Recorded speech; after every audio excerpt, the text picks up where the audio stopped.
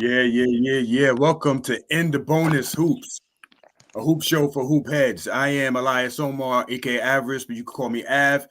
I got my man, big ball player Luck. I'm gonna call him Dr. L for the show today. And I got, of course, the man, the myth, handling all the technical aspects, Slick Vic over there. And we're about to get into it. We're about to talk hoops because that's what we do. The topic is going to be the top 10 small forwards of the modern era. But first, Dr. L, can you talk about these sponsors, please? Oh, by all means. Yes, indeed. We want to thank our sponsors, Total Package Energy, Redeem Vacations, and Bats Footwear. Please check them out. And we encourage them to support us, and we're going to continue to support them.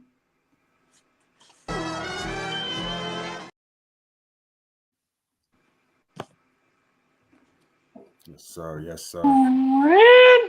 Hey, man. Yes. Salute to my brothers, man. Salute to my brothers. My man, Tom Cat Boyd. Hello, sirs. Yes, indeed, my brother. South Jamaica in the house. Yes, indeed. South Jamaica, South Side. We outside. All right. And my man Sean from the Stead. Oh, yeah. Y'all brothers on the show at the same time like this is representing my beginning and my continuation, because Tom is the first brother that really schooled me on the court big time, live. You know what I'm saying? Like live application. You know, it was trial by fire. Tom is one of the forwards, you know, and it's beautiful he's on the show because he's a forward. You know, Tom used to be that dude catching them dunks on the fast break like James Worthy. And my man Sean is Sean. Hey, we know Sean's MO. Yo, Tom, how's your mic? Tom, say something again. My bad. Nah, okay, man, I'm just tall, man. I'm just had the little hop, so you know, I was taller a little bit than everybody. That's all. All right. Yes, indeed. Yeah, so what are we jumping into, fellas? The hoop streets? The hoop street. Yeah, man. Yeah, Tom. One day we want to interview your son, Tom. We're going to link that up right. You're on mute. His mic. All right. Yeah. So what's happening is we're getting a little bit of an echo. So what I'm going to do, let's see if this will mitigate it. Are we still getting an echo? Well, not on my end. Yeah. Okay, I'm gonna mute Tom's mic real quick. Are we still getting an echo? No. Okay, good. So I found the source of it. So here's what's gonna happen. When Tom talks, I'm gonna mute everybody else's mic so that we don't get an echo. Cool. Is that fair? Yeah. Okay. Perfect. Good. All right. So yeah, man, we're gonna get into hoop streets right now in the bonus. And this is just a section where we talk about, the culture of basketball and how it affects, mainstream living, people out and about, how the country evolves and revolves around news that's in the street that people, kind of can relate to. So first we're gonna start off hoop streets with a little video. And it's about something that's kind of not off the beat. It's kind of something off the beaten path, but it's interesting nonetheless. Let's check this out, and then we can talk about the eventual nature of this as a basketball entity. Check this out, hoop streets.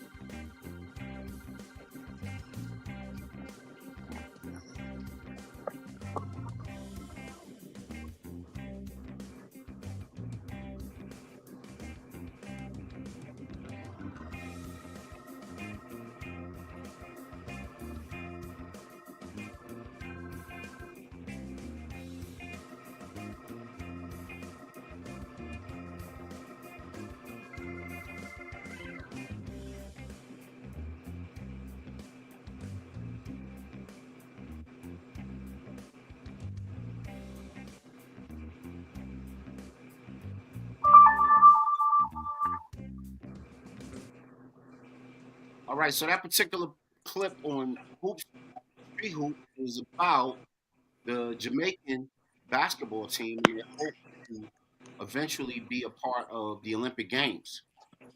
Um, I know they have a 3-on-3 unit right now that's making some noise overseas, and there's been multiple Jamaican All-Stars that have been in basketball already, but the country itself hasn't gotten recognized as like a basketball powerhouse. You know what I mean? When Rohan, a bunch of other players have made their mark as NBA greats and b-ball hoop greats, and of course, we know the Caribbean impact on America is part and parcel with the growth of the NBA because we all in the mix as family, and we do our thing. So, what do y'all think about the Jamaican 3-on-3 team expanding itself to become an Olympic team at a certain point, and challenging the likes of the U.S.'s dominance throughout all of the Olympic basketball lore of it all? Luck, what you think, man?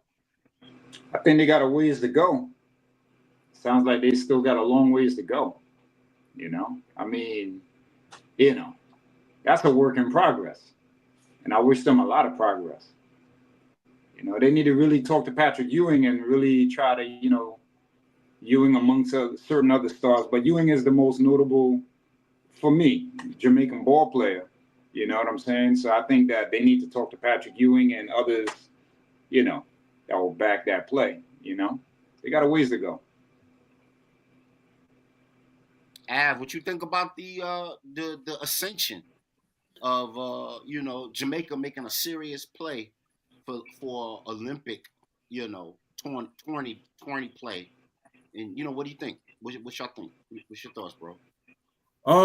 Yeah, like Luck said, they probably got a ways to go. 3-on-3, definitely different than 5-on-5, and it's got its value definitely within itself on the Olympic level. But yeah, I mean, like y'all said, other than Ewing, and I'm sure there's a bunch other than Ewing. I don't know how many are not only of Jamaican descent, but having being born in Jamaica and have that citizenship. So maybe they could do something like what Luau Deng did with oh my God, where was that Sudan? Was that Sudan? Yeah, how he kind of like built that team over the years, and now they competed with gave the U.S. a good ass game, and they competed in the Olympics. And there's a couple of guys that have played for short stints in the NBA on that team, so maybe they could get to that level. But it's to compete with the powerhouses, man. It's a progress, man. It takes time.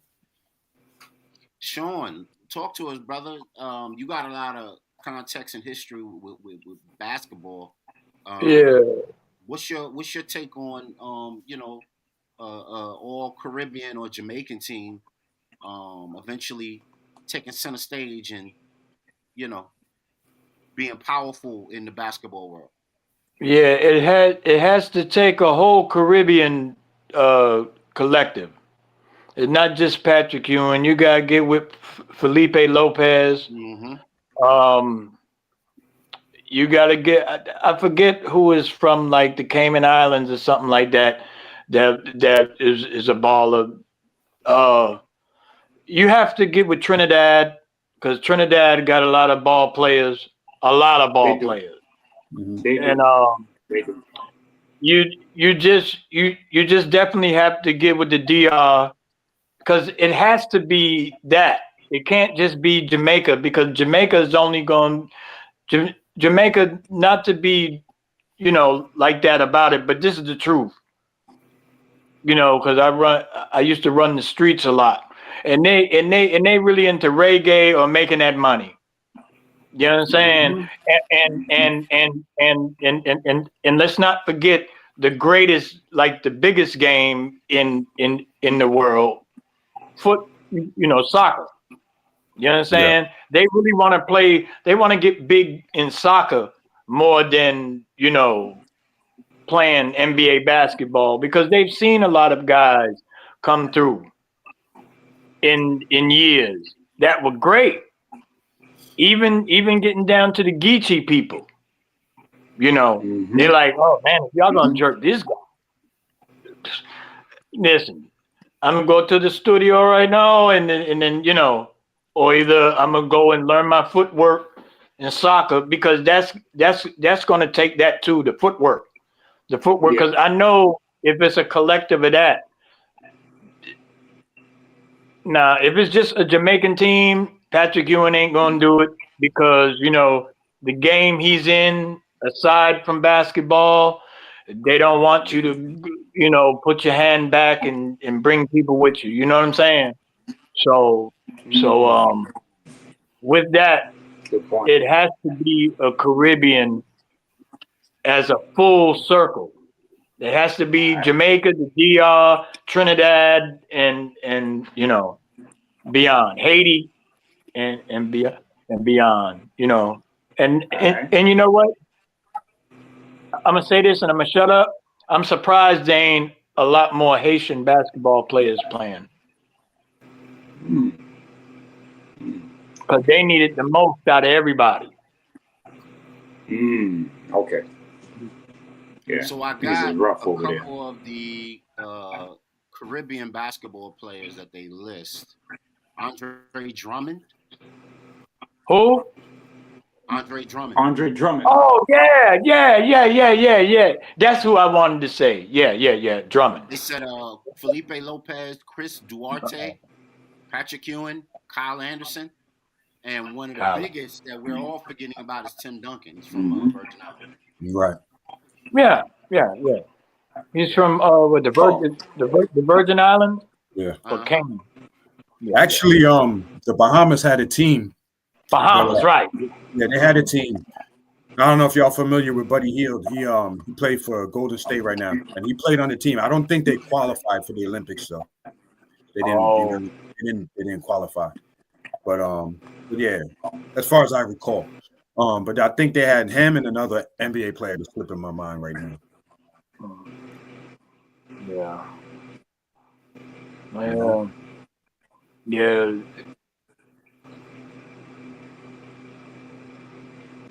What's Tom's take on it?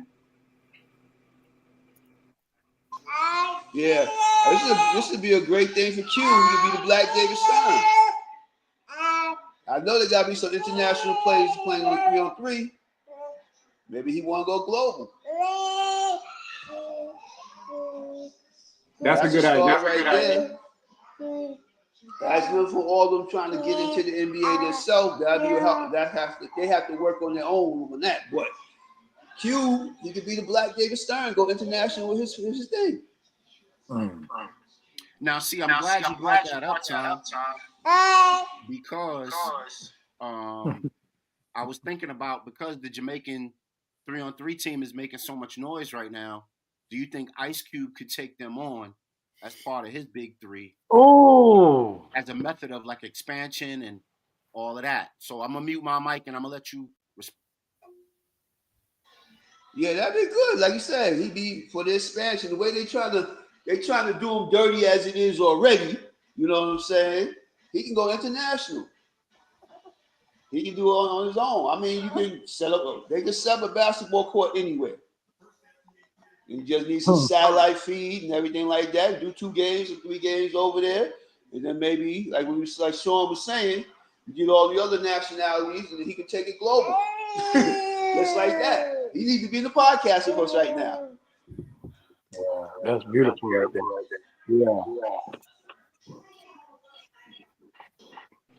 Yeah, that's a good point. Yeah. That's a good point.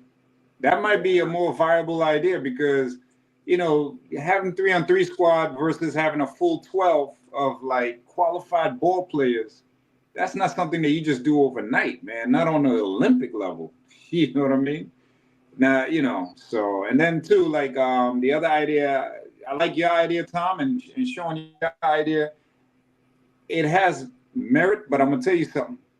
These islands are so competitive with each other, or like racist of each other. You wouldn't believe it. You wouldn't believe it.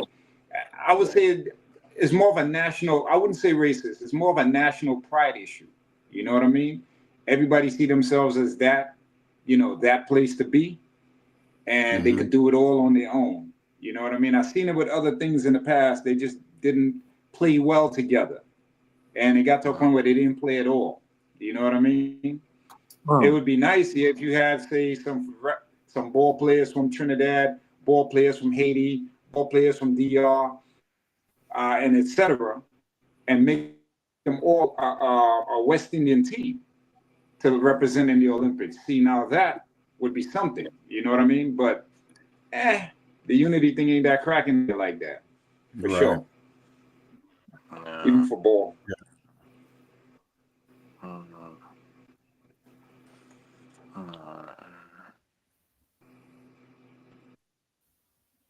Oh, Vic, you gotta take your mute off.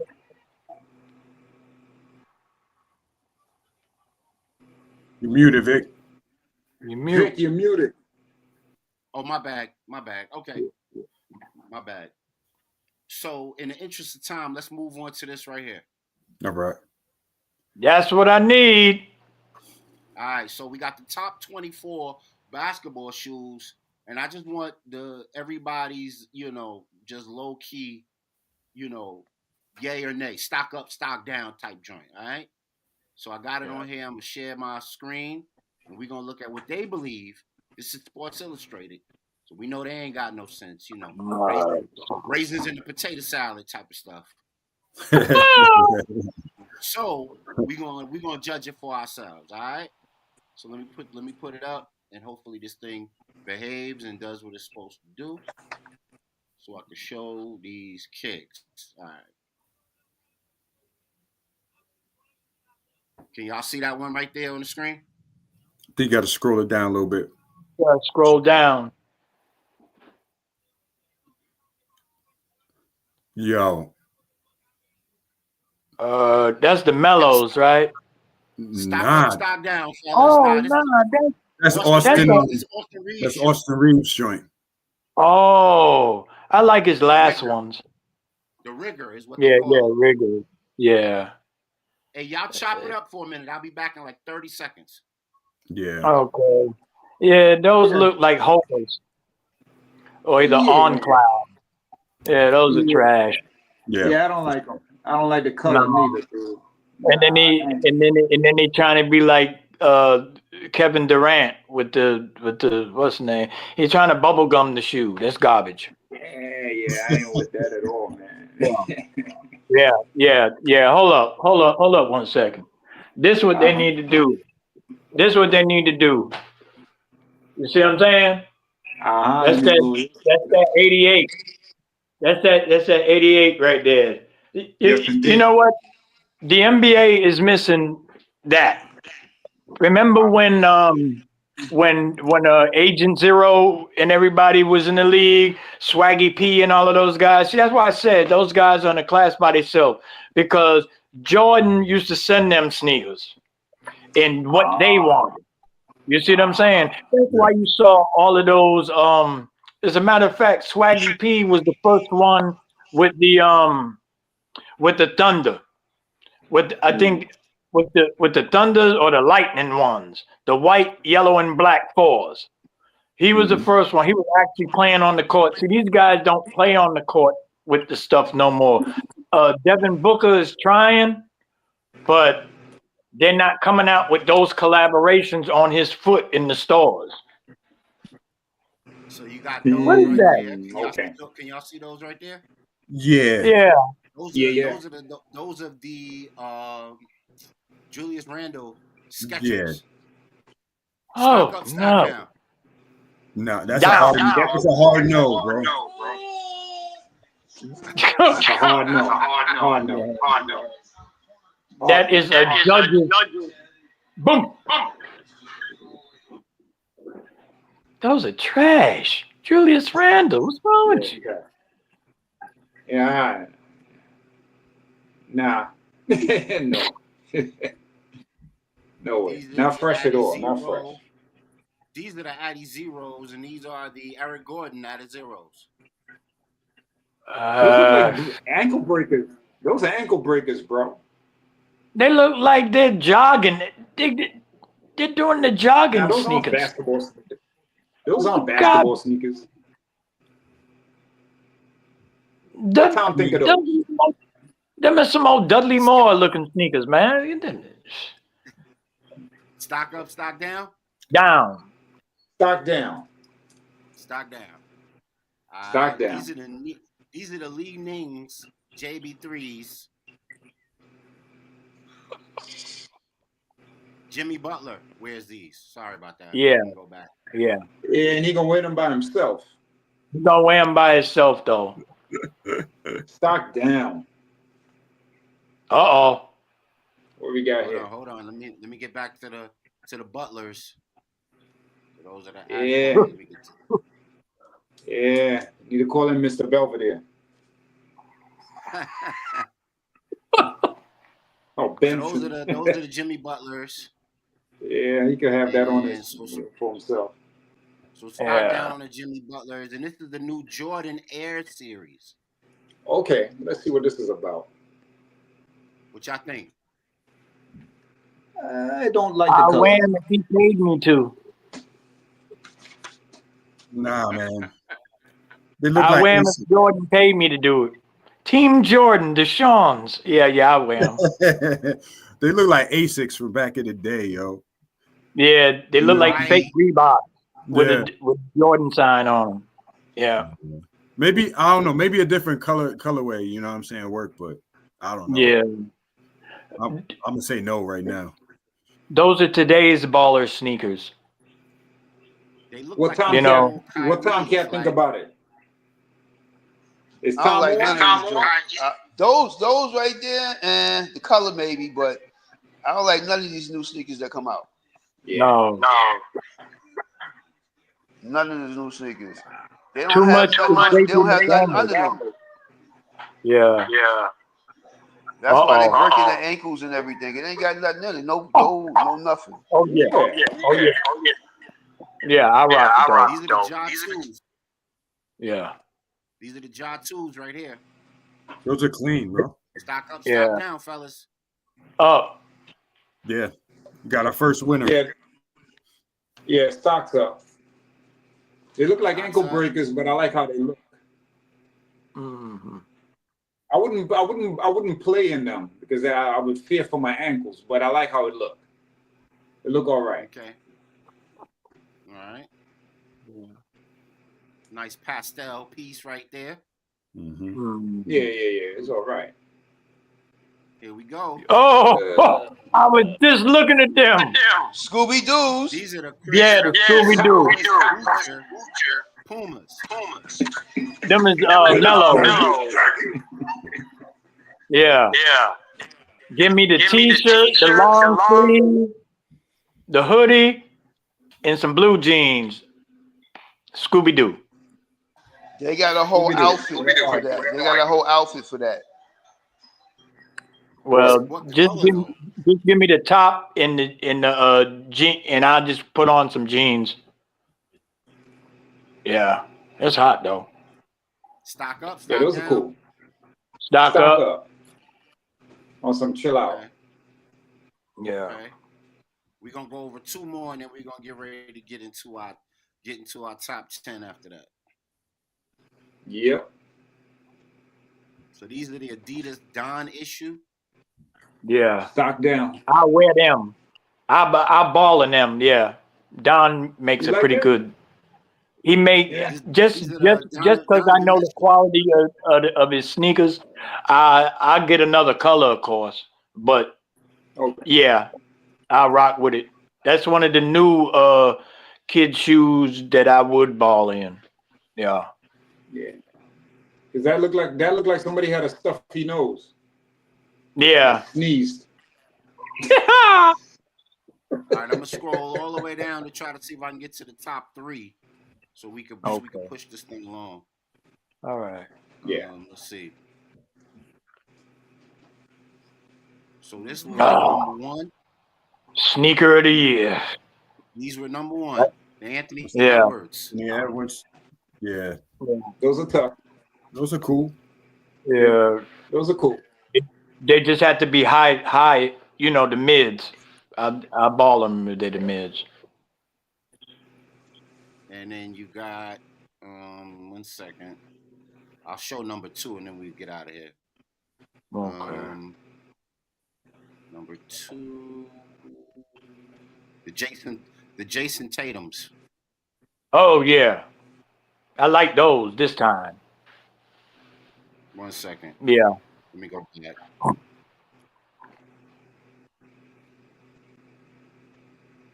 Bear with me, y'all, because whenever I do this, every other things are loading up in the background, and then it just flips the picture on me. Right. Okay.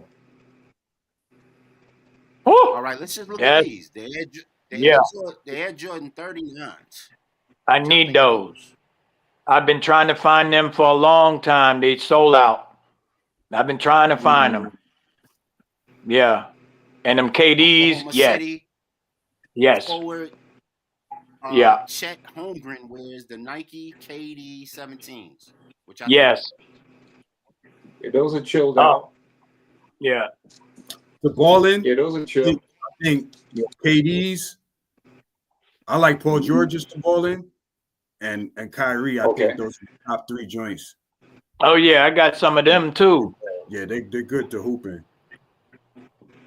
I got the Infinities right here. The black. Yo, you see him? Give me, check this out. Give me and Tomcat the Georgetown Hoya Nikes.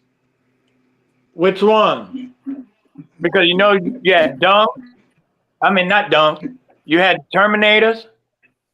Then the Dunk. The very first one. The very first Terminator. one. That the point guard Mark Jackson yeah. from Georgetown used to rock. And Terminator. And all of them. The Terminator. Right, Tom? Yeah. I don't know. What was the white ones that used to be moon boots I used to wear back in 84, 85? What was those? What you talking about? Nike joints. They had the thick, it was Nikes and they had that like the thick sole. Like moon boot shoes. I know what you're doing.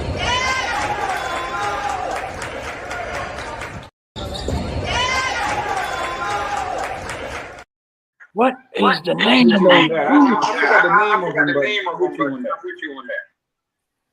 Yeah. I got an old picture. I could pull it up and then show it to you maybe. But yeah, they were like moon boots. All right. Oh God, there was something like that. So it's looking like we're about to get into the juicy part of the show.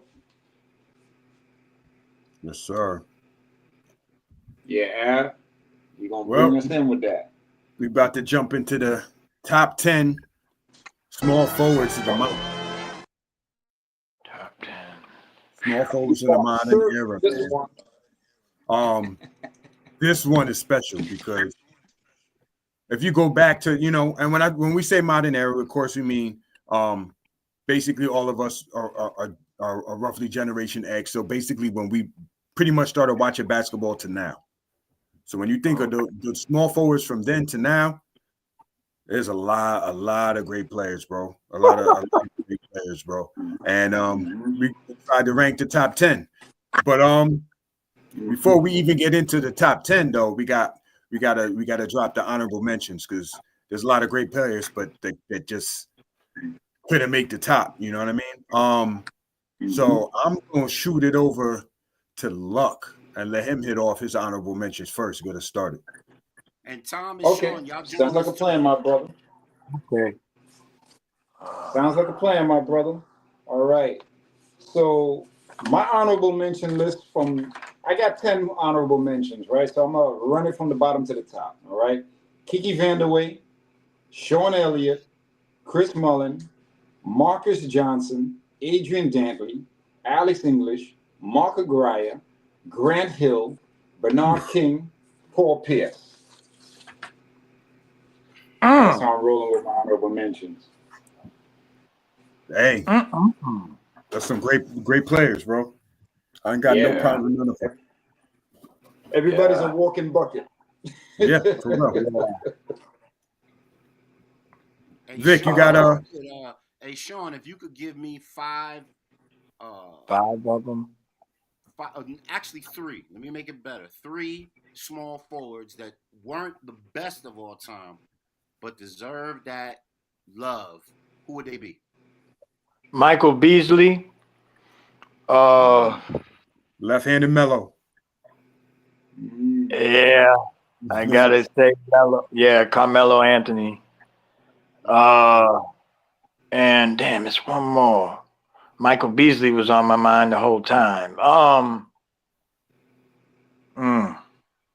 Small forward. Jamal Mashburn. Monster Mash. Yeah, that's my guy. I'm a big fan. Big bro Tom. I'm gonna put everybody else on mute. Big bro Tom, give us your 3 honorable mentions. Small forward. Well, but they deserve mention. Well, I got a list of small forwards. I had to make sure they were small forwards. But I got my man Bernard King, Larry Bird, Dr. J, Adrian Dantley, Jamal Wilkes. Barkley's considered a small forward.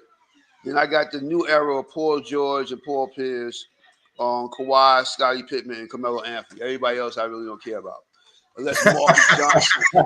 Seriously, unless Marcus Johnson, you know what I'm saying? I forgot about Kiki, though. Well, yeah, Marcus Johnson. No doubt. No honorable mention. Look, I'm coming in with my guns blazing. You came with the heavy hitters, Tom. That was kind of early. The whole list. I appreciate it, man. Yeah. Nah, that's what I seen. As I grew up, what I seen play. That's all I know. You know, me and Lucky was talking about this 2 weeks ago, like with DeMarcus Johnson and all of them. So if Mashburn was the forward, small forward, so that means what's the other dude? Jimmy, what was he? He's the power forward. He wasn't the 2, was he? Jim Jackson? Yeah. He was a 2. Okay. All right. Yeah. Hey, Kari, what's up, boy? Hey, I want to introduce to my son real quick. That's the Kari. He played high school ball. He was ranked by one of the scouting services. He was ranked number 2 in CT for a bit. And he's like kind of like my sleeper because he's short, and I'll be bringing him to the gym, and they be thinking he can't play, and then he dunk, and then they get scared. You know what I mean? But but yeah. Let me drop my honorable mentions real quick. These just dudes that I thought were really good, just couldn't get into my top 10. No real order. You know, of course, Vince Carter. That one's if he's kind of small forward, shooting guard.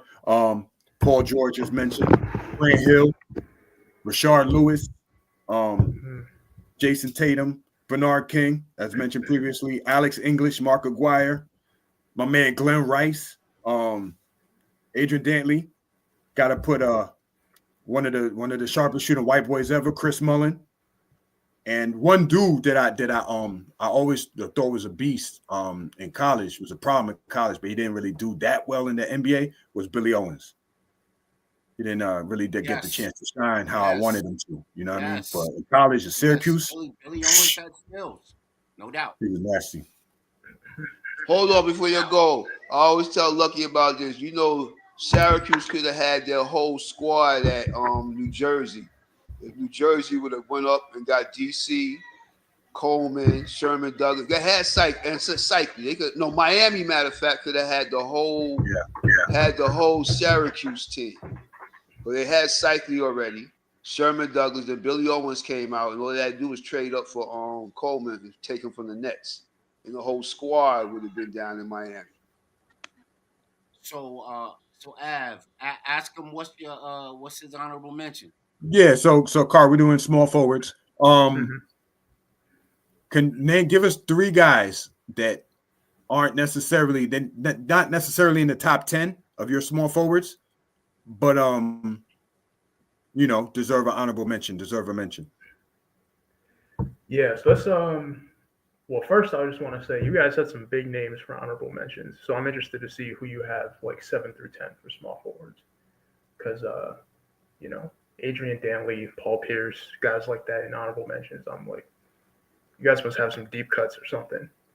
But let's see. Right now, I probably got Jason Tatum, and he's probably gonna get in there further in his career, but he's still young. Who else would I say? I mean, I have Paul George probably around like 9, 10, but he's probably like honorable mention. Kawhi's in there. And then I'd probably say, I don't know. Because, I mean, one of my favorite small forward, like Melo, I'm a huge Melo fan. And he's probably around that 8 to 10 area. So it's really hard for me to say. I'd also go with Rashard Lewis. That's a good pick. And he didn't even come to mind immediately. But, yeah, he was a really skilled player. I'd even add Lamar Odom as well. So, yeah. I thought about him. Is he a small forward or power forward, though? Like, He kind of is like a tweener in between. As he got older, more of a power forward, but I think he's a small forward for most of his career.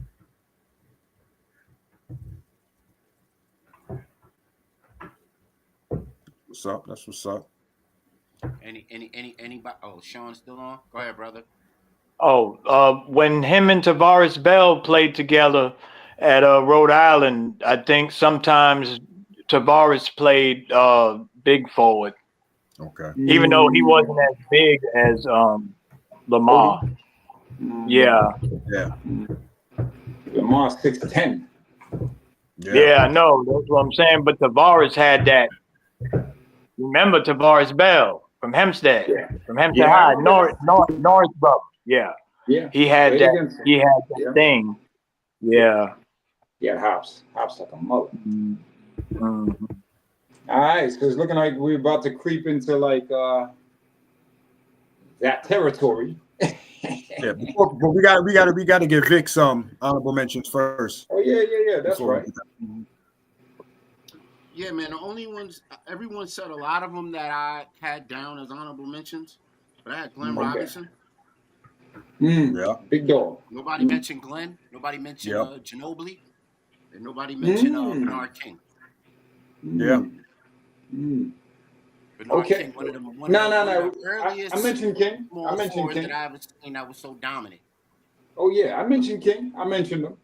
Oh, you didn't mention Bernard King? Okay, I mentioned King. That's my favorite. I did too. That's his favorite. Okay. Yeah, that's his favorite. That's his favorite. Okay. King had the quickest release of his time. He had the quickest release jump shot. Dribble drive game was mean. Yeah, man. We got King would have been in my top 10. Also, fun fact, Bernard, Mark Jackson, and King never got on the same court at the same time, all under contract. Wow. Crazy. True. Wow. That's true. That's a shame. Yeah. That's a shame. Yeah. That's a shame. Isn't it? Mark had to play. And I don't know why Mark Jackson and Strickland couldn't play in the backcourt. That was the beginning of the microwave. Isaiah and Vinny Johnson and Dumas. Come on, man. Patino, man. Patino. That's the reason why I stopped being a Knicks fan. When they got rid of both of them boys, I said, y'all denied you in the championship and Jordan in them rebuilding stage. They would have got one. They would have snuck one in before the Pistons and eventually before what's name. Because remember, Doc J and them won in '83. Yep. Well, I think if they didn't bring Charles Smith here and kept Xavier, that would have been it. But that's because of Jordan and the same manager. Yeah. We should have had it right that year after that when Scotty got the migraines.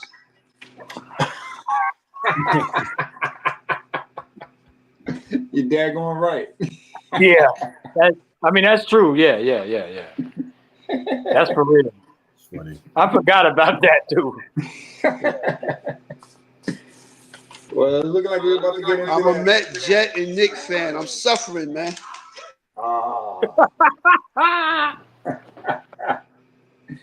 Yep, looking like we're in that territory now, right, Ab?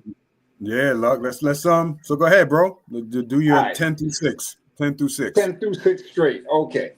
Copy that. Roger that. Here I go. My number 10 is half man, half amazing. The guy who we borrowed the nickname from for one of our segments, Vince Carter. It was a little tough for me picking that 10 spot because I had Paul Pierce there, but I'm going to just keep it real with y'all. I just thought about who could I learn from, who made me want to pay a ticket. And I said, Vince Carter made me want to pay a ticket. Then I got number 9.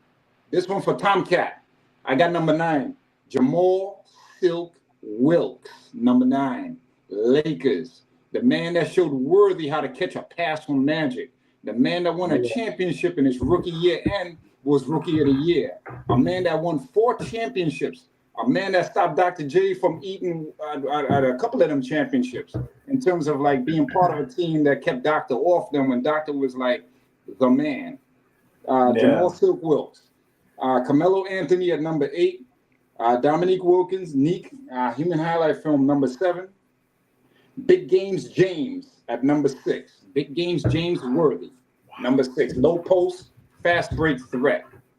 That's what I got. 80 Park, stand up, right, Tom? 80 Park, stand up, right, Tom?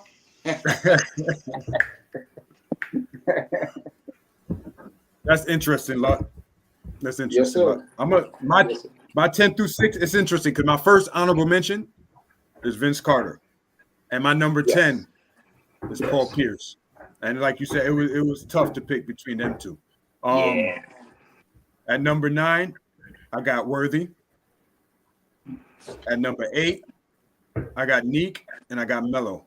And it's interesting that you put them both together like I put them together. And then at number 6, that's deep. I got Scotty. I got Pippen. Okay. That's a strong lineup, man. I ain't got no arguments with that. That's a strong lineup. And we do have a couple in common. That's crazy. No, a lot in common. Word. Nick and Melo over Worthy? Yeah, in my opinion, Melo's my guy, bro. Melo's my guy. I struggled with him. With Neek was my guy as when I was younger. I tried to emulate his game until I realized I wasn't going to be 6'8". but him and Melo are kind of similar in the fact that they're scorers first, scorers second, scorers third. You know what I mean? Defense, whatever. Is just worry about us scoring. But I think the other aspects of their game are overlooked. I think their passing of Melo is overlooked, even though people look at him as a ball hog. There were years that he led the Knicks in assists because we had garbage ass point guards.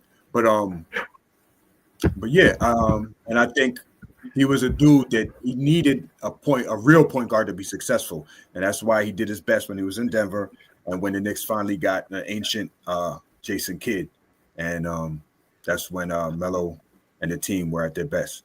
But yeah, that's my guy. Worthy, he's a great player, and also when I'm ranking these dudes, the gap between them is like a hair, bro. It's not that much. So when I say Worthy's at 9 and Neek is at 8, Melo's at 7, it's damn near interchangeable. Like these are all incredibly great players. You know what I'm saying? Yeah. And you know what? For Big Game James Worthy is my second favorite small forward of all times. Dominique is my third favorite small forward of all times. So it was kind of hard for me not to get two of some of my all-time favorites into the top 5. It took a little, wrestling for me personally. You know what I mean? Because James Worthy, I would take him to war any day. I love his low post game, which is a thing that's like a dinosaur in the NBA. There's barely any low posts anymore. And Worthy just is the epitome of low post excellence. You know what I mean? And his fast break game was crazy. And I also believe that Worthy, if he had went to any other team in the NBA, would have averaged 30 points a game. The man was unstoppable. So it was hard for me to keep him out the top 5. Sean, Tom, you got anybody for y'all 10 through 6? Jeez. I'll let Tom go first. I gotta think about it. Ari, that's you too, bro. And if anybody got their 10 through 6 ready, please. Well, Tom laid his down earlier. I laid mine down. I forgot Dominique and everything like that. But basically, one more thing. I love Melo, but the Knicks shouldn't have traded for him when they did. I think that squad we had would have beat Boston first round and wouldn't have been no big 3. Yeah. I agree. No, I agree. I was a Melo fan when he was at Denver. When he announced the trade, I didn't want it. You know what I mean? Small forward. Yeah. Dang, I didn't pay attention to a whole lot of them. Copy. My number 10 would have to be it would have to be Bruce Bowen. Bruce Bowen is my number 10 because he was a lockdown defender, but he wasn't really a great type of ball player. Shane Battier, 9.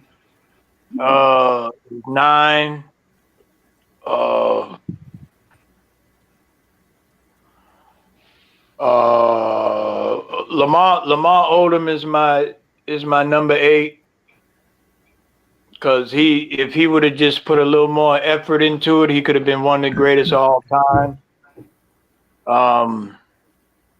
My number 7, that would have to go to J.R. Ryder because J.R. Ryder played 2 and small forward. And my number 6 guy had to be Grant Hill. Okay. Yeah, I think I had Grant in my honorable mention. Yep, I had him in honorable. Yeah, his injuries. If he didn't have injuries, I'd have had him in my top 5. I know I would have. Because I love his game. He'd have been in everybody's top 5. Yeah. Without injuries, that man would have been in my top 5. Who you got, Carly? What you got for your 10 to 6? Oh man, I don't know if I even really have a list, but like if I had to give like 4 or 5 names, because I didn't really think about it before calling in, I would say in that area I would put Kawhi. I would put I put Melo. Yeah, I put Dominique. I really like Paul George, even though he hasn't really, since probably like 2014, 15, done much in the playoffs. But I like Paul George. I'm trying to think who else. Yeah, Paul Pierce as well. That's probably in that range that I can think of off the top of my head. All right, that's solid. Yeah. That's solid, especially on thinking on your toes too. That's solid. Yeah. All right. In the interest of time, I'm going to forego my 10 through 6, and I'm just going to give one name that really nobody's really talking about that probably should have been a small forward, but played much bigger than that, and that's what I'm talking about is Larry Johnson. Yeah. Wow, Grandma should have been a small forward based on his size but his explosiveness. He played above his frame in so many ways. Him, Charles Barkley. It's a lot of small forwards that played the forward/center role because they were just so ferocious. The talent was just so undeniable. You know what I mean?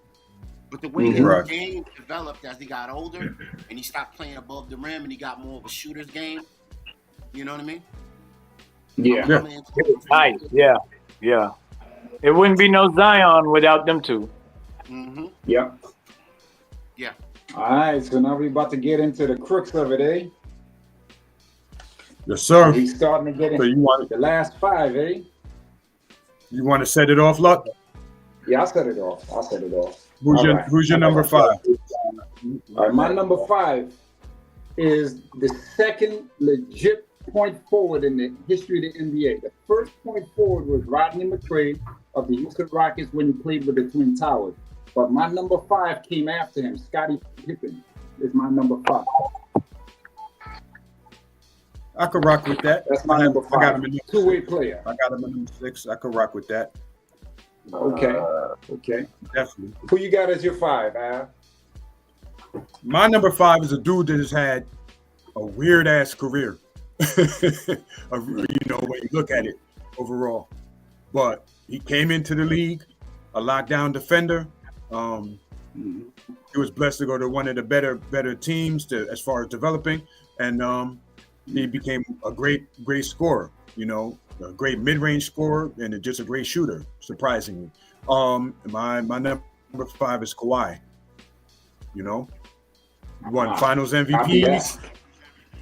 He's locked up the best of them. How do you spell his name? With Kawhi, his first Yeah. name or his last? What? Kawhi. Hi. Okay, that's what I was trying to Yeah, figure yeah. out. All right. Yeah. But yeah, he on a 1-year deal, took Toronto to the chip. You know what I'm saying? And in history, I think they're gonna look at him weird because he's played so few games. He's not gonna have the total numbers that everybody else has. You know what I mean? But you're just gonna see the All NBA teams. You're just gonna see the championships and the Finals MVPs. But the scoring numbers and the, rebounds and all that is gonna be wild low. But that's the thing. The longevity is the reason I had him in the back half. Yeah. You know what's crazy? Your 5 and my 5. It could have been. To me, it's like skill set wise, they're very compatible. It's just that Kawhi's role was so different to Pippen's role. Pippen being the arguably the best Robin of all times, arguably, right? Because there were other Robins out there that were good, but Pippen is arguably the best Robin of all times because he was such like Kawhi, a two-way player, locked down on defense. It's just that him being with Jordan, his role wasn't to score those kind of points until Jordan left, and he averaged around 21 points a game. Got his team pretty much into the Eastern Conference Finals. You know what I mean? And then the Knicks put a halt to that run. God bless the Knicks on that one. A little revenge. You know what I mean? But and their evolution is very similar too. They both came from where lower draft picks came from schools that where they were viewed as like just lockdown defenders, and that was kind of it that they had to develop. You know what I mean? I think Kawhi just became more of a shooter, more of a scorer, whereas Pippen became more as like a point forward. Facilitator. You know what I mean? I think it's a system. You're right, Tom. Definitely. You're right. And what they both had in common, they had the ability to give you what we used to call a helmet back in the days. You know what I mean? For the viewers who don't know what you see, Tomcat know that, and Av know that term, and A know and Vic know that term, Sean know that term, you know what I mean? But a helmet was a dunk. When they dunk it on you, call that a helmet. And Pippen gave a lot of legendary helmets. I still hate that one he gave on Ewing. And I didn't want to say nothing. I was going to talk about it when he walked over him. I know none of us like that one. Yeah, the walkover dunk is just disrespectful. Disrespect. I blame that on Spike Lee. I blame that on Spike Lee. I was watching that the other day. I was like, Lord of mercy. I don't even know what y'all talking about. It never happened. So highlights. Oh, shoot. All right, so my number 4, and this person is the person that knocked Big Game James down the list for me.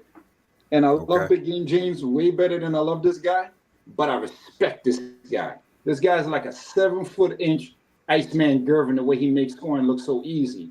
It's like you wouldn't even know Durant got 50 points until you look at the scoreboard because he's just so smooth.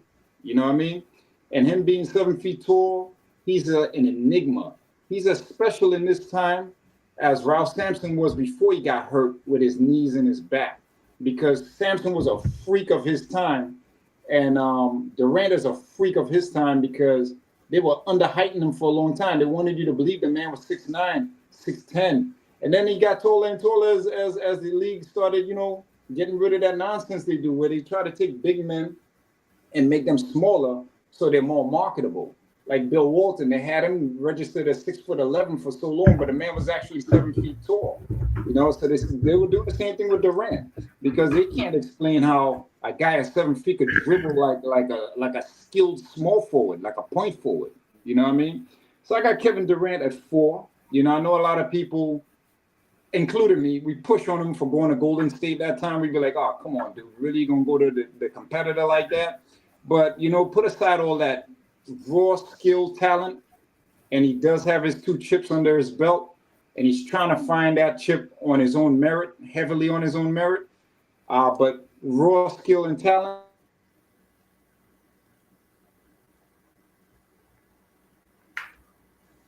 him at 4. Okay, I like that. That's a good pick. So my number 4,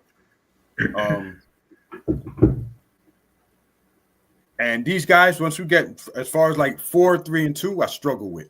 I ain't gonna lie, but I think, and a lot of it is because I think I would have put him higher because if we had a more of an expanded time range, because I feel like a lot of Doc's prime went to the ABA, but irregardless, he was still a legendary and great player when he was in the NBA.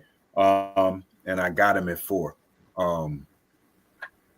The gap between 4, 3, and 2 is very small. But yeah, I got him at 4. Physical dominance in the ABA, as well in the NBA. Going into the 80s, he kind of got older and whatever, you know what I'm saying, but still was a force. Yeah, I got Doc at 4. Yep, that's peace. I respect that. Yeah. I'll reserve my words for Dr. J later on. Yeah. No, I already know. But yeah, like I said, these, and it's 3 particular players that I struggle with, man, but that's what I got him for. So yeah. Anybody got beef for putting Doc at 4? No. Anybody? Any takers? Where Tomcat at? I know Tomcat probably got. No, I'm good. Beef with Doc at I didn't know he was from Massachusetts. Nah, I thought he was from Long Island all the time. He's from Hempstead. Yeah. Say that one more time. Parkside Gardens. Yeah, Yeah, Long Island, baby. Yeah. He's from Hempstead, South Franklin, Bob. Yeah, facts. Yeah. All right. Laurel Avenue. I don't know, unless somebody else says anything about Doc, I'm gonna reserve my time to talk about Doc coming up. But everything I've said is true about Doc. Everything. I'm riding with that. I agree with what he said about Doc. All right, next person is. Ooh, I got this. Yeah, all right. So the next person that I got is Larry Legend, the hit from French Lick. All right, dead-eye shooter, hell of a passer, hell of a rebounder for his position. You know, it's like me and I was talking about it last night about him and being a small forward and all, and he's legit small forward. And he's actually like an unofficial point forward. You know what I'm saying? Unofficial, because they only started talking about that with Rodney McCray and the Rockets. But Bird passing the way he passed the rock, point forward as well. And you know what? The NBA back then is lucky that they didn't push him to shoot the three-pointer like they push the players to shoot threes now. Because Bird arguably can shoot with the best of them at all times. Arguably, right? And we know what we're dealing with. We're dealing with people that shattered his record because as time went on, it became more of a cool thing to shoot the three, all right? And I'm going to talk about that three-point shot in my number 1 spot later on. But yeah, Larry Bird's phenomenal ball player. And you know what? I didn't like him as a kid. I hated the Celtics, hated Bird, but as an adult, I appreciate him more. You know what I mean? Because I listened to his interviews, you know. I yield the floor. Yeah, so for my he's great, but his system, man. If he didn't have Mikhail and Parrish,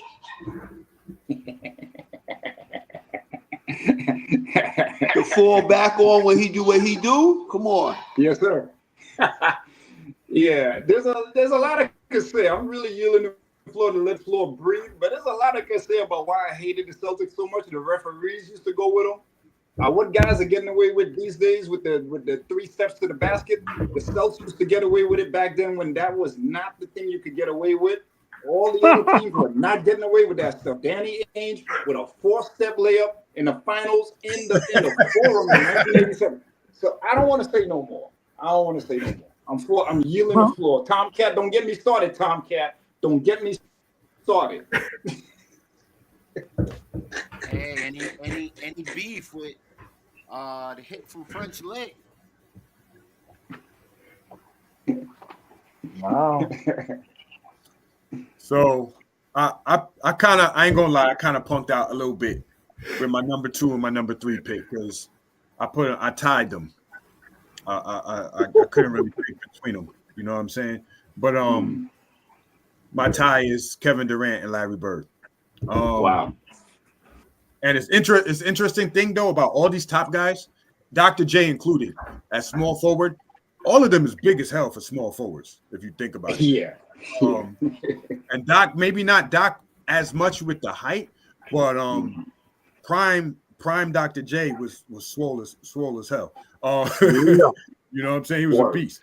But all these top 5 guys are kind of brolic. And Larry Bird, I think he's one of them dudes. They kind of, they say 6'9" or whatever. You don't realize how tall he is until he stands next to other NBA players. He was a big dude. All these guys could have easily been power forwards.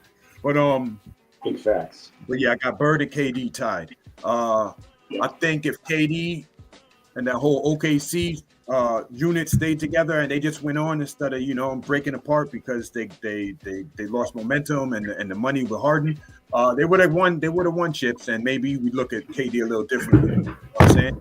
But his talent is undeniable. 7-foot dude, got handles like a shooting guard. Yeah, so that's who I got at number 2, KD and Bird in the tie. All right. Yeah, that's crazy. That's an ill tie right there. Yeah. All right. So, anybody got anything to say about that? What say you guys? Does Chevy have anything to say at home? I saw Chevy bigging up.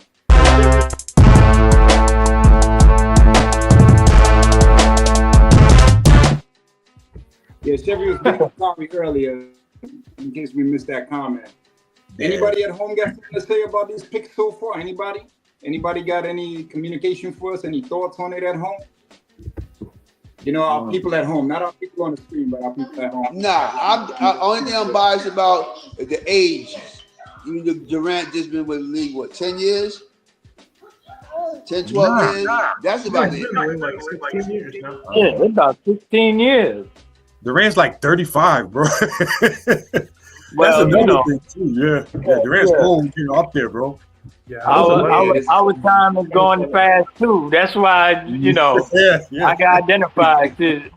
I'm 50, so I identify what my man said. He's been in there how long? Because hell, we didn't think that LeBron was in there 20 years, but then I looked at it. Damn, I've been down here 22 years. So yeah, he's been down here ever since I got down here. You know what I'm saying? Where you at, Charlotte? Where you at? Yeah, Charlotte. I'm down here, Charlotte too. I think I've seen you before. Yeah. I write parking tickets. Huh? I be writing parking tickets. Yeah, I'm one of them hated ones out here. Oh yeah. You right about that. Yeah. Real talk. Yeah. Dakari, what's your thoughts? Yeah. No, I mean, who was it? KD, Larry Bird. I think that's a solid tie between 2 and 3. All right. I give the edge to Larry Bird because I think the 3 straight Finals MVPs, or 3 straight MVPs, excuse me, regular season MVPs, that puts him over the top. And I know he played in a really good system, but I think if you look at his rookie year, I think the Celtics were like 22 and like 60 or something like that the year before he got there. First year he was there, before they got McHale, they won like 50 games after that. So I feel like, being able to come in as a rookie and make that recovery for a team, that shows how big he is, player. Yeah. And so I think KD, I can ride with that. And I still see him as like a number 2. So I give the edge to Larry Bird. I can ride with that, but we're gonna put an asterisk by one of the MVP. That's Bernard's. My man. In his prime, Bernard King was scary to these guys up top. Scary. Unbreakable. Scary. Yeah, unbreakable. Scary. He played injured, with his hand injured. You can't do too much without your hands. He did. That Detroit playoff game. Yeah, man. Yeah. He really did scary. Yeah. He put fear in a lot of people. Even Dominique Wilkins said that when he met up with Bernard at the 75th anniversary, he said, yo, he rolled up on him and said, yo, man, you know, you made me nervous. But Bernard King looked at him and said, you made me nervous too. You know what I'm saying? A lot of people were nervous with Bernard, Larry Bird included.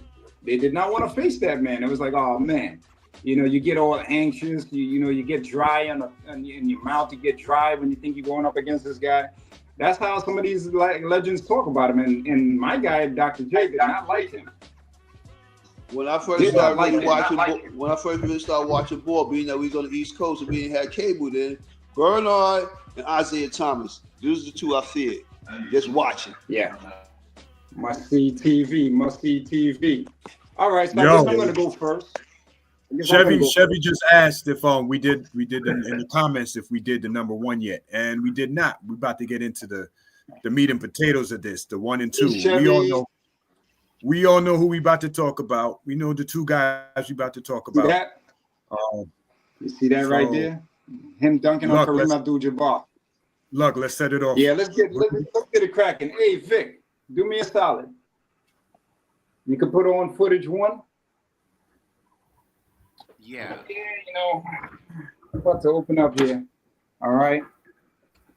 I'm gonna start speaking, and that footage is gonna come on, and just take a look at the repetitive highlight of what this man is about. And it's just really like it was hard finding footage that's very clear to transfer over, but I just wanted to keep it to one piece of footage. There's a lot of action. So my number 1 is Julius Dr. J. Irving, as the announcer used to say. That's what I said. He came from the great line of Divine. He came from the line of the late, great Elgin Baylor, the first man to fly. The Jordan of his time inspired Dr. J, all right? Connie Hawkins came after Elgin Baylor, and Dr. J literally took the ball out of Connie's hand in person, all right? And I'm going to tell you straight up, when Doc saw both these guys' style of playing and just elevated it to another notch, all right? Straight from Long Island, straight from Hempstead, Roosevelt area. No joking. He got busy out in Harlem. He got busy everywhere, all over New York. Pee Wee Kirkland, all these people talk nothing but respect on his name. All right. This man played from the concrete to the wood, and he didn't even get his knee cut open not once. Played with the flattest sneakers on planet Earth. Like those sneakers had no cushion. No cushion. He had people up in the ruckus, sitting on fences, sitting on top of the roof of their project buildings, sitting in trees. Like, yo, listen, Dr. J was a draw from the park to the NBA. And you had people that idolized him that came up. I mean, you know, hey, we don't even need the sound. Just let it keep flowing. Just let that footage keep flowing as I roll it out. So Dr. J. Julius Irving, let's read some of his joints real quick. He is the one-time NBA champion in 1983, two-time ABA champion in 1974-76, two-time ABA playoff MVP 74-76, NBA most valuable player in 81. And that's when he was an old man in 81 that he won the MVP. He won the MVP on Larry Bird's watch. Larry Bird's watch. Because when Bird came out of college with Magic in 79, you know, they were trying to hype that rivalry and whatnot, but Doc had to show these two young bucks that, look, yo, I still hold crown over here. You know what I mean? So you got 5-time ABA All-Star, 11-time NBA All-Star, you got 2-time NBA All-Star. Let me tell you something about Dr. J and the word All-Star. Dr. J was an All-Star from the first time he went pro till the last day of his pro years, okay? And he went out looking good. He averaged a competitive 16 points a game as shooting guard. To save his knees, they put him as shooting guard. But Dr. J was that situation. Yo, listen, a prime Dr. J gave you, like, in college, gave you 20 rebounds a game, along with like 20 something a game. Prime Dr. J in the ABA gave you 15 rebounds a game as small forward. Unusual, even to today's standards. Unusual in the 90s standards. Unusual in the 80s standards. You know what I'm saying? Dr. J Prime was crazy, all right? And a lot of people like to try to, take away from Doc because of the whole ABA thing, but that wasn't his fault. He played for the Hawks at first in the NBA. That's not his fault. He was supposed to be Pistol Pete's, partner. But, contracts are contracts. Things happen. You know what I'm saying? His laurels are ridiculous. NBA 30-15, 50-year team, 70-15. Dr. J was the man. And listen, if there wasn't a Dr. J, I don't know if there would have been an Air Jordan, a Clyde the Glide, a Ron Harper, and I'm talking about these guys in their primes. This is the Dominique Wilkins. All these guys looked up to Dr. J. They come from his DNA. The owner of arguably the most highlights with him dunking on centers. I think he dunked on more centers than all them guys put together, to be quite honest with you. And he dunked on legends. Look, he probably about to dunk on Bill Walton over here. Look at that. Look at that, right? Also, too, the three-point shot. Do we know that Dr. J shot the very first three-pointer, the first three-pointer in the NBA Finals? Do we know that? Dr. J was the only one to make a three-pointer in the NBA Finals when it was first instituted. He's the first guy to make a three-point shot in the NBA Finals. And it was the only three-point shot that was made in the finals, and that was against the Lakers. So what I got to say is this. LeBron James wore 23, but he also wore number 6. I don't know if that number 6 has something to do with Doc.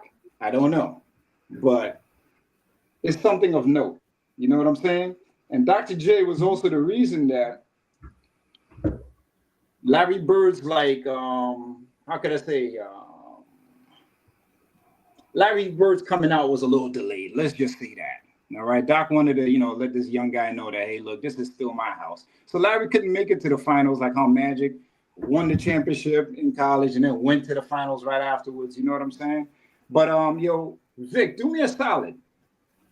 Give me the next footage. And I'll close out on that footage because that footage, I want to show how advanced Dr. J was.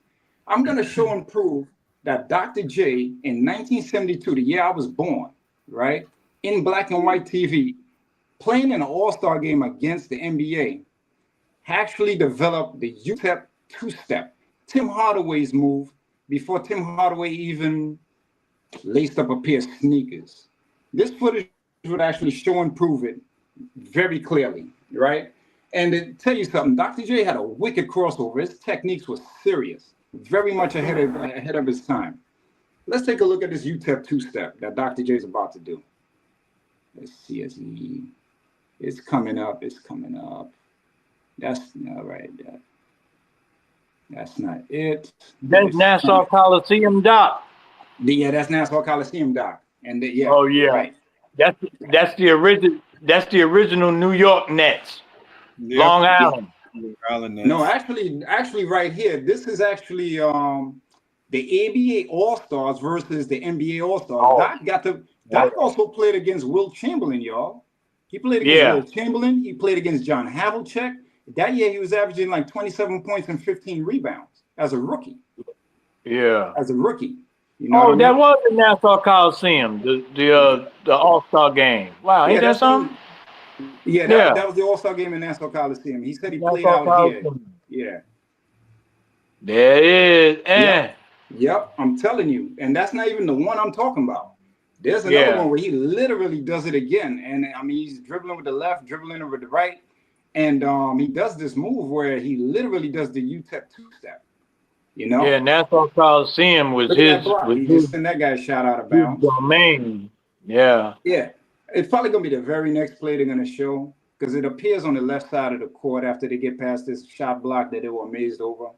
But he was the one that made Magic wear 32. Yeah, absolutely. You know, and I'm telling you, the guy was such an innovative individual. You know, it's like the amount of like highlights this man got is just ridiculous, man. It's like ridiculous, but it's like I just wanted to find this clip. But you know what? In the interest of time, because I'm gonna do something on Dr. J, like a special at some point in time. Let's let Av come with his number one, and I'll show and prove the UTEP two-step another time. You know, but because I'm looking at the time, you know, that's it. It's coming up. Wap. UTEP two-step. Oh, UTEP two-step. UTEP two-step. And that's just a glimpse. That's just a tip of the iceberg of what Dr. J brought to the game and how he revolutionized basketball. And he had an underrated jump shot. Even Larry Bird said Dr. J had a good jump shot. Off the glass was his specialty. But I yield the floor. There's so much to say about Doc, but I got to yield the floor. You know what? This was a tough list. Like I said when I was coming up, all the small forwards I looked at. Who I've had in my game after, because that's what I played. So for me, the number one is LeBron, man. The dude that's always in all the debates of who's the greatest of all time, him versus Jordan, whatever. But we're not going to get into all that right now. We're just talking about small forwards. That's just going to show by itself. Yeah, for real. I'm gonna just talk about some of his accolades, bro. 20-time All-Star. First and foremost, this is the dude that got the most points in the NBA, and it's crazy because everybody compares him to Jordan. I don't even compare him to Jordan. I compare him to Magic because that's the type of player that he's in that vein player. He's a pass. Big 10-4. Yeah, he's a pass first dude. He's not a score first dude. So it's kind of crazy, and it's testament to his longevity and his ability that a pass first guy is the leading scorer all time in the NBA. That's crazy. But yeah, 20-time All-Star. He did lead the league once in 2007, 2008 in scoring. He led the league once in assists. Nobody else on this list, I don't think, even remotely did that. 4-time NBA champ, 20 times All NBA. That's insane. That's insane. Yeah. He has the Rookie of the Year. That I don't think he should have. I think Melo should have that because Melo actually led his team as a rookie to the playoffs in the Western Conference with very comparable numbers to LeBron as a rookie. But yeah, got 4 Finals MVPs. I mean, I'm not even gonna. First career, he averaged 27, 7-7, but in 2024-25, man's 39, about to be 40. He's averaging 23 points a game, 8 rebounds and 9 assists. That's kind of nuts if you really think about it, considering his age. You know, but yeah, I got LeBron at number 1. These guys, 1, 2, 3, who I had tied, and 4. Skills wise, talent wise, even Kawhi a little bit, man. It's like they're all kind of tight skill levels. I think that the separating factor for LeBron obviously is the longevity, and he won more than these dudes. Aside from Bird, he won more than all of these guys. And you know, he's a more athletic, modern version of Magic. And that's all I got to say about Bron. But this has been by far. I didn't forget Scotty. Scotty is I believe I had him at 6. Let me look at my list. Yeah, I had Scotty at number 6. I think Luck, you had him at 5. I had him right? at 5, Chevy. Yeah. I had him at 5. Yeah. And honestly, our lists are very, very similar, bro. It's like the same names, different spots, slightly. You know what I mean? Yep. You put Melo and Dominique next to each other. I put Melo and Dominique next to each other. But it's compatible. It's compatible. You know, and I knew I threw the hook shot at number 10 with Vince Carter. I knew that was the hook shot because last night after we spoke, I just thought about it and I said, you know what motivates me? What about Paul Pierce that motivates me? No disrespect, he's a great player, but he don't motivate me. Vince motivates me. You know what I'm saying? Yeah. And I'll be honest, it was hard for me with the whole number 1 position because I initially had LeBron at number 1. I'm gonna keep it $150 with you. All right.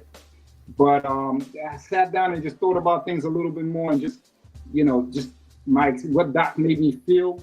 The fact that like a Steph Curry, with the fact that Steph Curry brought something new to the NBA with the 3-point style, the shooting and everything. And that's a whole big story onto itself. But just the fact that he brought something that was kind of different to what they've ever seen before. And this is what Dr. J did in his time. He revolutionized the game. He took something that these two guys, Connie Hawkins and Elgin Baylor did, and elevated it. You know what I'm saying? In a rough period of play. I mean, there's a period of play where you have to take 2 steps to the bucket, unless you're the Boston Celtics in 1985, 86, you know, when the referees was blowing the whistle with them. But I'm just saying, you had to take 2 steps to the bucket. These days, guys is taking 4 steps, 3 steps, discontinuations, and then the whistle ain't blowing. So I had to put all of that into context too. You know what I'm saying? For my pick. Yeah. But I had LeBron number one. I had him at number one, but I got Doc. No, I have no problem with that. As far as revolutionizing the game, though, see, like, to me, like Jordan and his era, and how the rules and everything was set up, where you had to play an ISO ball, you had that the legal defense and whatnot.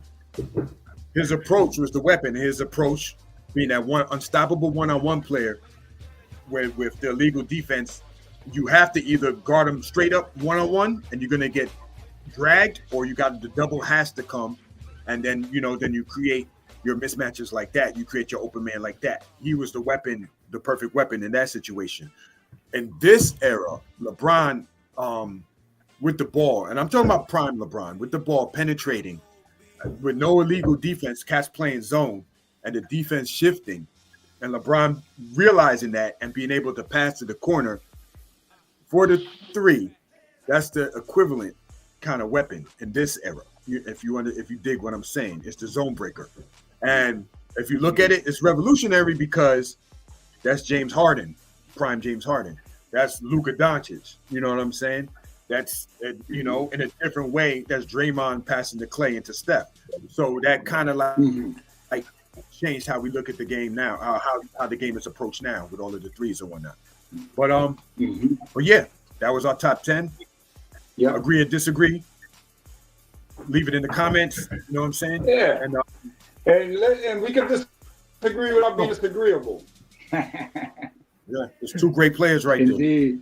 That's it. Yeah. Number 1 and number 2. Indeed. Yep. Indeed. So Sean, remind me of something. You got to be great if 2 leagues were involved in some serious espionage in order to prevent you from playing. Yeah. Inception into the league. Wasn't that Dr. J's background? Yeah. Yeah. Didn't the leagues have some back and forth and some espionage and some spy versus spy type of stuff? They did. Dr. J was supposed to play, because and then he wasn't supposed to play. Somebody had the rights to Dr. J. Atlanta. He got drafted Atlanta 2 games, and then they kicked him out. Yeah, because they didn't want him and Pistol Pete to get it in, because he had already got it in with, like I said, the original New York Nets. You know what I'm saying? The Nassau Coliseum Nets. You know what I'm saying? He had already got it in, and they was like, oh no, hell no, this is gonna be Rucker here in the fucking NBA. You know what I'm saying? Like, for real though. For real though. Because if it wasn't for Pistol Pete, Isaiah and them would have never been with all that. You know what I'm saying? And you could see flashes of that. And if it wasn't for Doc with his afro flying in the air like that. You know what I'm saying? Like, man, like when I didn't like basketball and I seen this man at Lincoln Park, bruh, it seemed like he jumped from one side of the park to the other. When he lifted, I was like, wait a minute, what is this?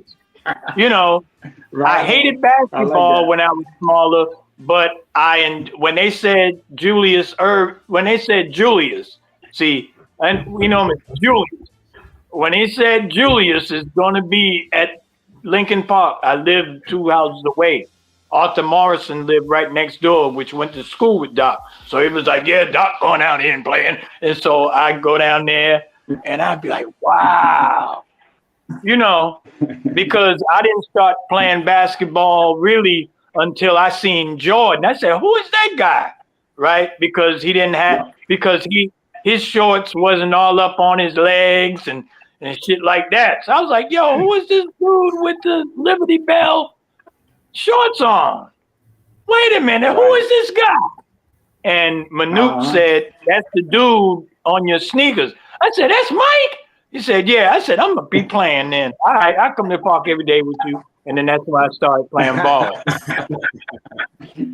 Because just like Doc, see, me seeing Doc in the street, walking, like I stand next to the man, right? He had this character that I felt that a lot of Hempstead should have looked upon, but you know, things happen. You know what I'm saying? Times change and stuff, you know. But Jordan swag was on 1,000 million. He got to wear red and white sneakers, not white and red. He said, "What? I'm putting on red and white sneakers." Yeah. You understand what I'm saying?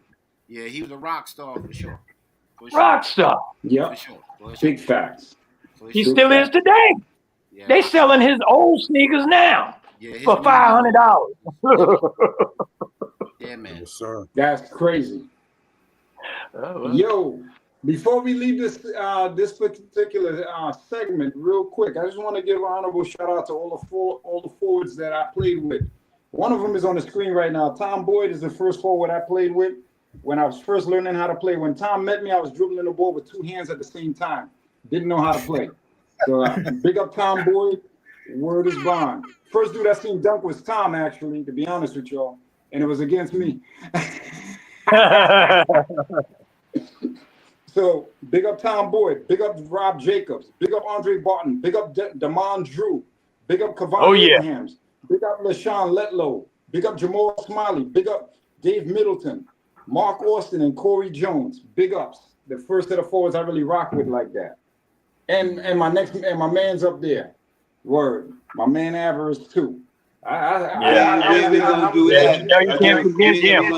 I'm gonna give a rest in peace to my boy Anthony Mason. He graduated a year in front of me in Springfield. You know what I'm saying? He used to be in gym class with him. Wow. Yeah, God bless the ones that move on. Anthony Mason. True Nick. Yeah.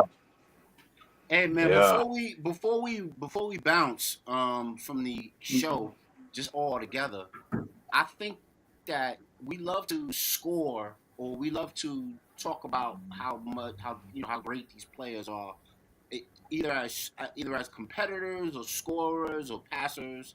But I think we would really redefine what we're doing here with our list if we included those who are actually defensive minded first. Oh yeah. Then Andre Iguodala coming there. Yeah. Iguodala definitely be in there. As a matter of fact, he probably be 3 or 2. Cause man, he don't only have championships. He got the same longevity as LeBron, but he just took off 2 or 3 years. I think he retired twice, right? And then he came back. Yeah. Something like that. You know what? We're gonna do that up right. One of these other shows coming up, we're gonna do that. Right? Yeah. We're gonna really start working on that. You can also put him in the mentor category. Yeah. Him, Aaron McKee. Yeah. You know what I'm saying? Ron Artest. Pippen. X-Man. Xavier Daniels. That was another, defensive specialist, Yeah. Derek Harper wasn't no joke. Bruce Bowen. Yeah, Bruce Bowen. There's a lot of them, man. Nah, but we just Bobby Jones. Go back further. We're gonna go with Bobby Jones. Shane Battier. Shane Battier was a defensive boy. Miami, when Miami had those tough games, he said, "Go on in there." All right, suit and tie guys. You know what I'm saying? Most of them got jobs like that in the league right now. They front office guys now. Yep. Facts. But what's his name? Danielle Marshall, not Donnie Marshall. That's another one from Connecticut. Okay. Yeah. Kevin McHale played some mean deep. Well, now he's a power forward. He's not small forward. He's a power forward. No. Yeah, he's a power Hey, forward. let us know at home, how would your list changed if you were including small forwards that were like multi-purpose, that had a lot of different roles, not just scorers and leaders of their team, but they were scorers, they were point forwards, they were power forwards, small forwards. We talked about with Larry Johnson fit that bill. Let us know at home what you think about that. Tell us in the comments what you think. We're right on that hour and a half mark. Ab and Love, Yep. y'all be able to check us out. Indeed. Yes, sir. Yes, sir. Just had to grab some real quick. Yeah, But yeah, man, it's been a great show. We talked about the position that's near and dear to my heart, small forward position. Before we get off of here, I want to give a shout out to my man Sean, a shout out to Tom, and of course Young D, Kari. And we appreciate y'all coming on and chopping it up with us. You had a good time, and yeah. We're gonna close out the show. We're gonna say peace and love to everybody. All those out there that watch the show, please like, comment, and subscribe. And yeah, have a wonderful evening. Peace and love, y'all. We out. All right, y'all. And I gotta do some more analyst work. That's real. All right, y'all.